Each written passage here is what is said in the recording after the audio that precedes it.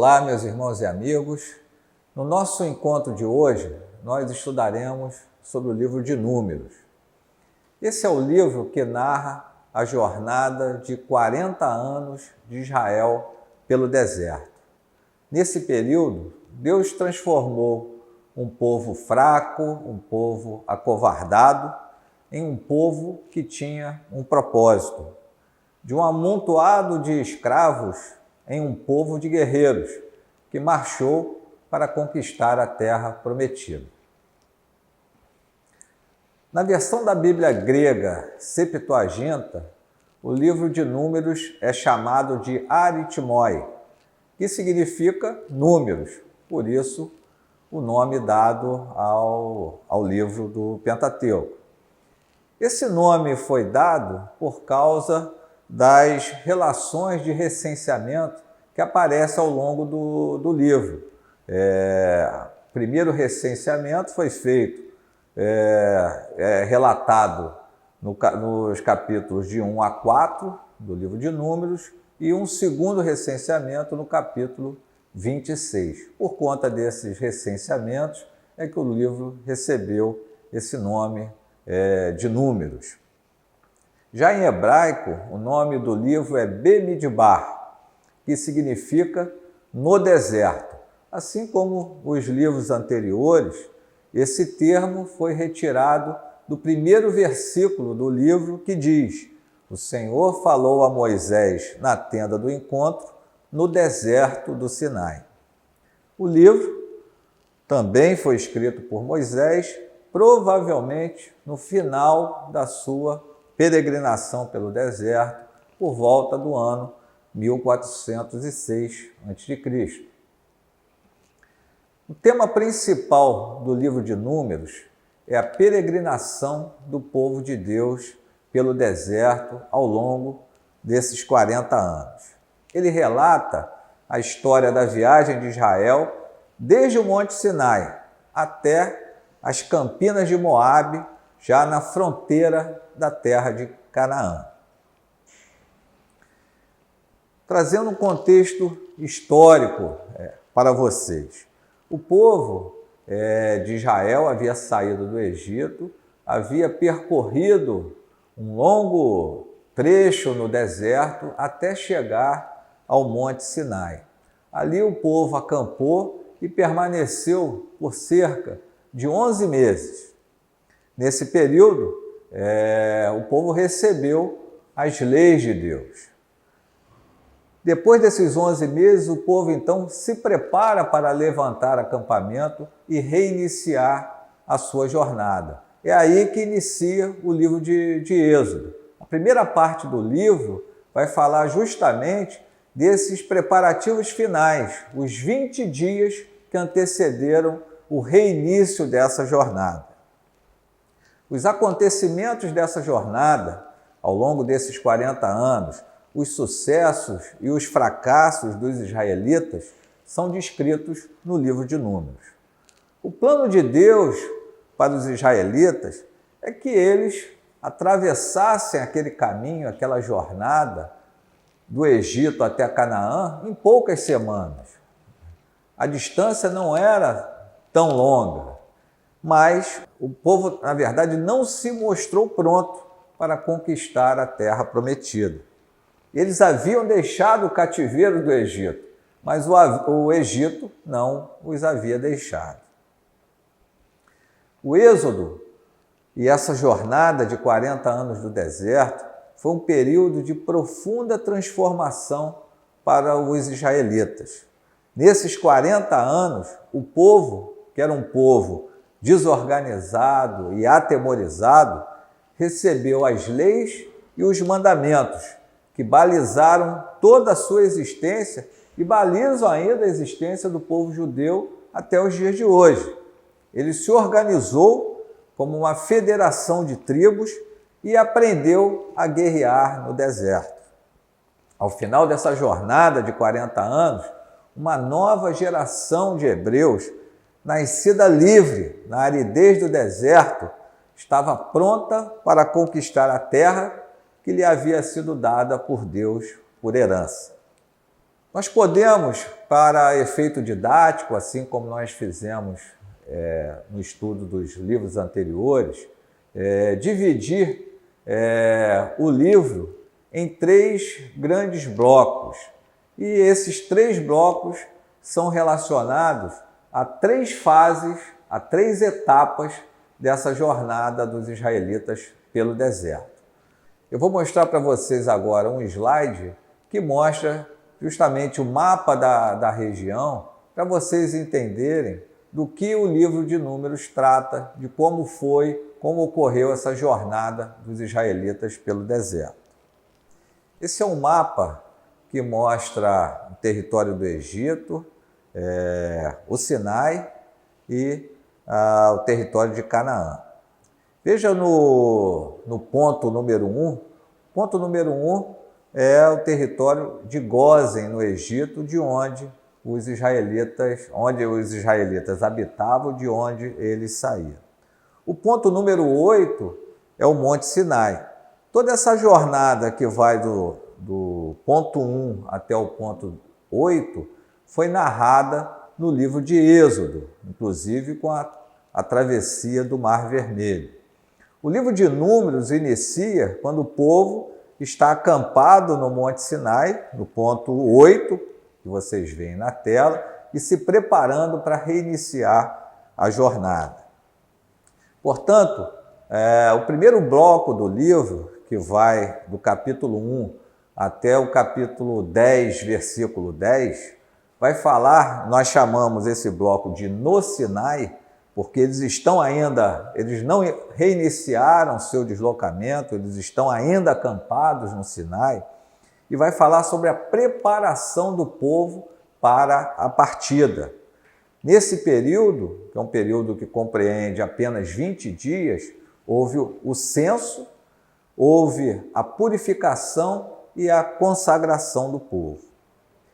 O segundo bloco do livro, que vai do capítulo 10, versículo 11, ao capítulo 20, nós vamos chamar de Do Sinai a Cádiz, porque vai mostrar, vai traçar essa etapa da jornada de Israel.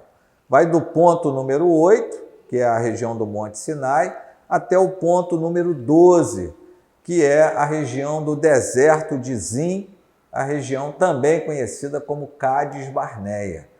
Vocês podem notar que é um trecho que não é um trecho tão longo, mas o povo levou para cumprir essa jornada um período de 11 meses. Por fim, o último bloco do livro e também a última fase dessa jornada, nós vamos chamar de Cádiz a Moabe, e vai do capítulo 20, versículo 22, até o capítulo 36. Esse último trecho da jornada, que vocês podem ver no mapa, que vai do ponto número 12, que é a região de Cádiz Barneia, até o ponto número 18, as Campinas de Moabe, já na fronteira da terra de Canaã, o povo levou 38 anos devido à incredulidade e à sua rebeldia. Nós vamos falar um pouco mais à frente sobre o que levou Deus a tomar essa decisão de fazer com que o povo, naquele trecho que levaria poucas semanas, fizesse com que o povo peregrinasse por mais 38 anos no deserto. Nós vamos estudar agora alguns temas que eu considero importantes no livro de Números. O primeiro está no capítulo 11, que é o maná. O que foi o maná? O maná foi o alimento dado por Deus de forma sobrenatural ao longo dos 40 anos que o povo peregrinou pelo deserto. Essa palavra maná, em hebraico, significa que é isso.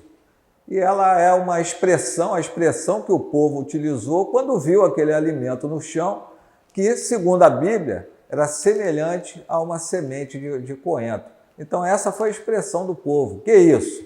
E por isso o nome permaneceu como maná. O maná caía, segundo a Bíblia, juntamente com o orvalho durante a noite, né? Pela manhã, o povo recolhia esse alimento, Ele era moído ou amassado, era assado, e com esse alimento eles faziam os bolos para a sua alimentação. Existem várias hipóteses, muitos estudiosos, né, trazem teorias a respeito do que seria esse maná. Alguns tentam, inclusive, tirar o caráter sobrenatural, dar alguma explicação natural, né, para esse alimento. Mas para nós cristãos, o importante é saber que o maná foi a provisão milagrosa de Deus que ele ofereceu ao seu povo no deserto. O maná, portanto, é um símbolo do cuidado e da provisão de Deus. Ele foi tão importante para os israelitas que uma amostra do maná foi preservada na Arca da Aliança para que servisse como memorial para as futuras gerações. Um outro tema importante do livro de Números é o tema dos espias, dos 12 espias que foram enviados para observar a terra de Canaã. Isso está no capítulo 13. Após os 11 meses de jornada, desde o Monte Sinai, o povo chegou à região de Cádiz Barneia, já às portas da terra de Canaã. Deus então ordenou a Moisés que enviasse 12 espias, um representante de cada uma das 12 tribos, para que observassem a terra, né, ver o que a terra produzia e conhecer a respeito dos povos que habitavam aquela terra.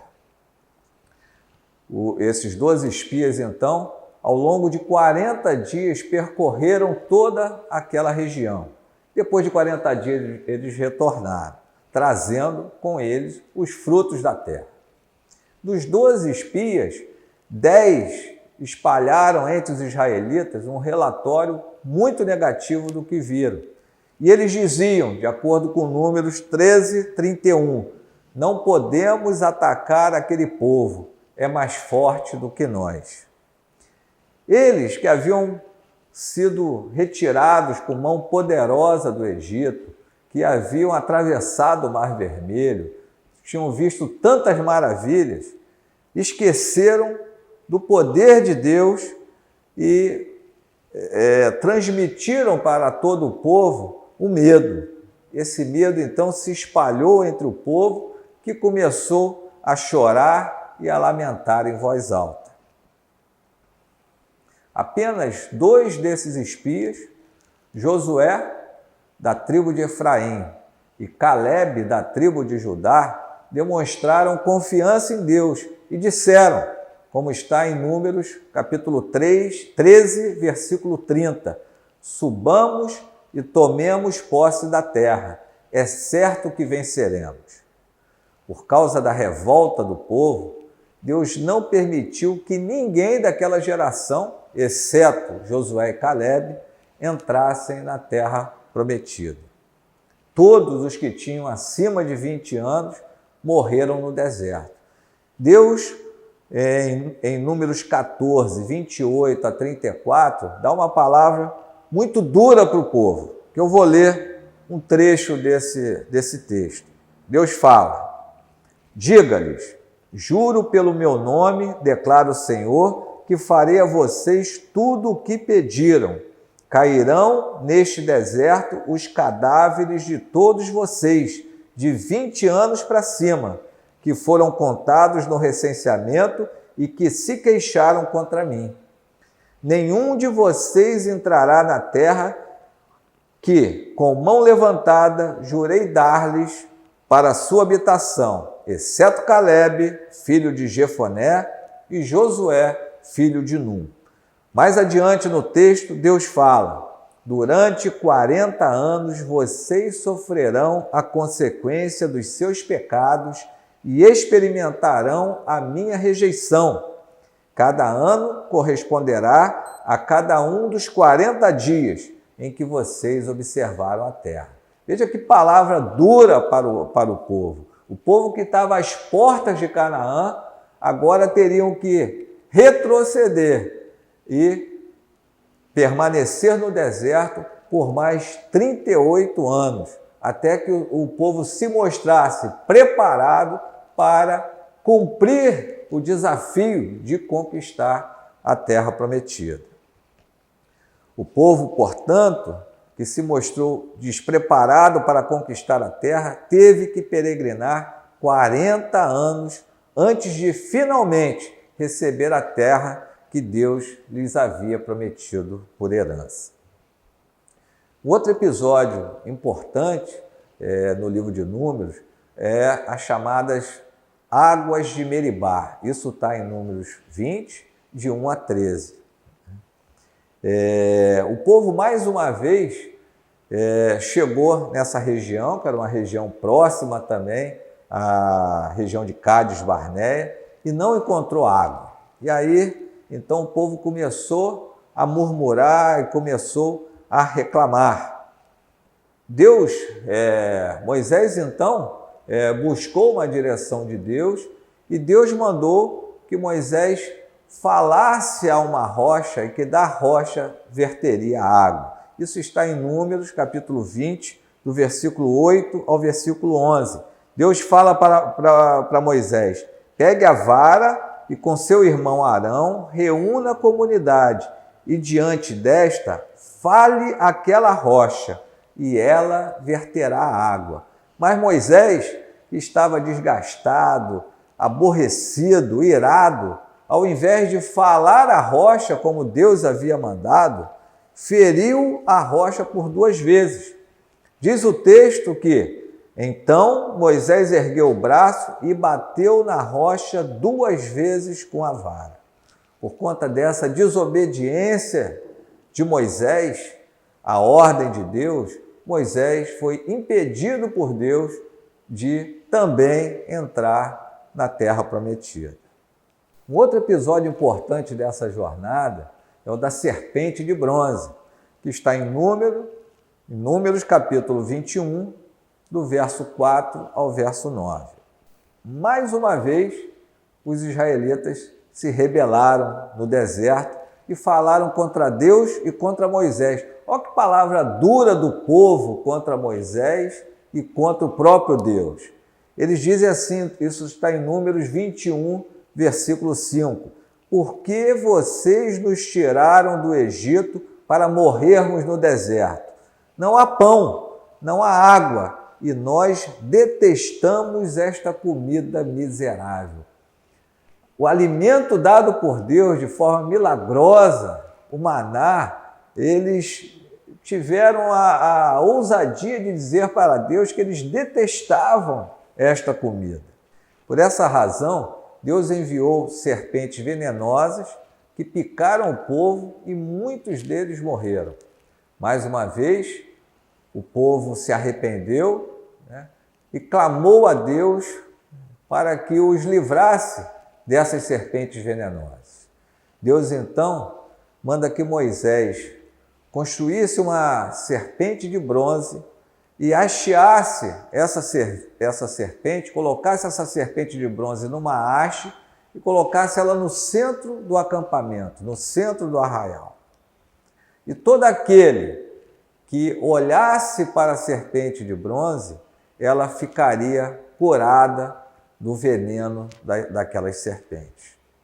A aplicação desta alegoria foi feita por Jesus durante a conversa que ele teve com Nicodemos. Isso está em João, capítulo 3, versos 14 e 15. O texto diz o seguinte: da mesma forma como Moisés levantou a serpente no deserto, assim também é necessário que o Filho do Homem seja levantado para que todo o que nele crer tenha a vida eterna. Jesus, então, aplicou esse texto a si mesmo, dizendo a Nicodemos que assim como aquela serpente de bronze havia sido levantada no deserto, ele seria levantado também na cruz do Calvário.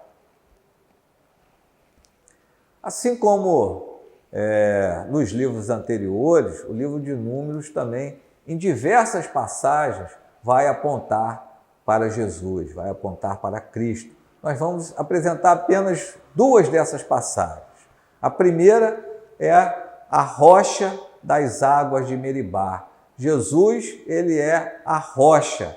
1 Coríntios, capítulo 10, do verso 2 ao verso 4, diz o seguinte: em Moisés, todos eles foram batizados na nuvem e no mar. Todos comeram do mesmo alimento espiritual e beberam da mesma bebida espiritual, pois bebiam da rocha espiritual que os acompanhava.